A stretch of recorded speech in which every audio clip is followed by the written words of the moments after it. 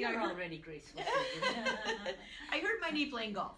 And so I was going to the physical therapist, doing my physical therapy.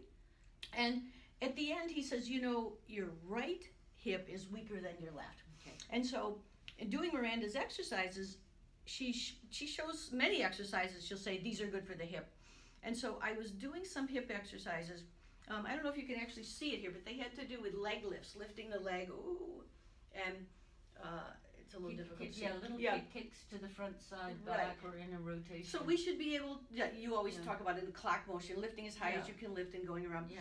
So we should be able to do that in a very controlled manner. Yes, and that's the trick, because a lot of people will do the kicks, and I don't know whether you can see me. Well, let me see. I can get this fixed up so here. I'll demonstrate wrong. Okay. Kicking like that, Okay. which means that there's no strength involved. Okay. But to lift your leg and lower it, so the kicking with control. I see. Okay, so that's good. So it has to do with the control. The control. It's the same thing I was saying about grace. It's the control. When you control anything, it requires 5-10 times more strength. So those hip muscles, all those glutes, all right into your spine, your psoas muscles, your quadriceps, your glutes, your hamstrings, all the inner and outer, the full range of the hip.